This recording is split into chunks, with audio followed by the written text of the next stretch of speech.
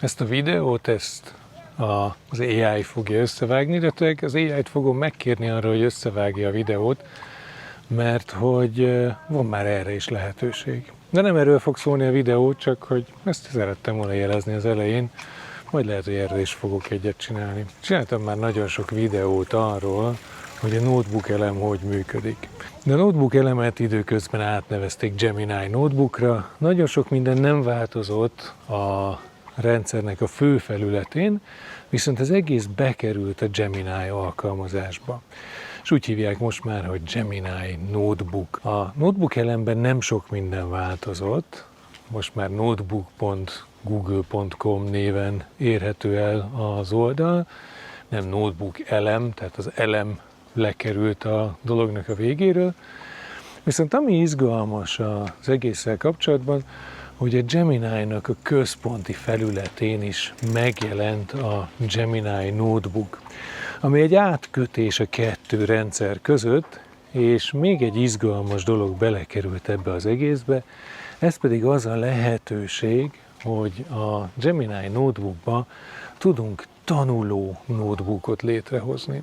Volt eddig a Gemini-ban ez a Study and Learn, vagy Guided Learning, vezetett tanulás üzemmód, ami egy nagyon izgalmas dolog, de ez kiegészült most azzal, hogy tudunk olyan notebookot csinálni, ami a tanulásban segít bennünket.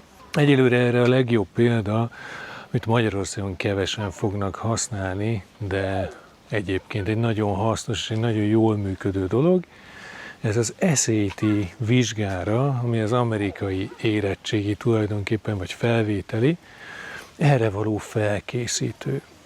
Ez a következőképpen működik.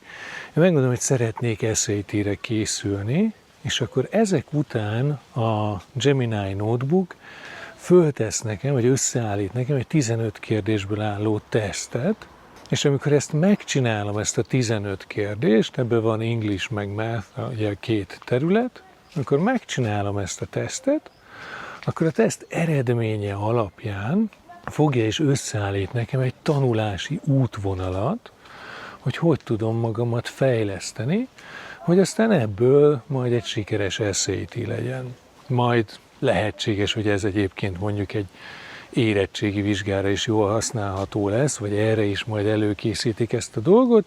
Jelenleg az amerikai SAT vizsgára működik, praktikus módon. Ez egy standardizált teszt, tehát erre nagyon könnyű, vagy sokkal könnyebb felkészülni, mint a magyar érettségire, de például ez egy lehetőség egyébként akár olyan saját AI megoldást létrehozni, ami tudni fogja ezt majd a jövőben. Próbáljátok ki, főleg, hogyha valaki egyébként az SAT-re készül, vagy egyébként bármit szeretne tanulni, akkor lehet használni a Gemini-nak ezt a notebook funkcióját, vagy ezt a Study Notebook funkcióját, és nagyon kíváncsi vagyok, hogy látod, hogy ez hogy működik ez a dolog a te területeden.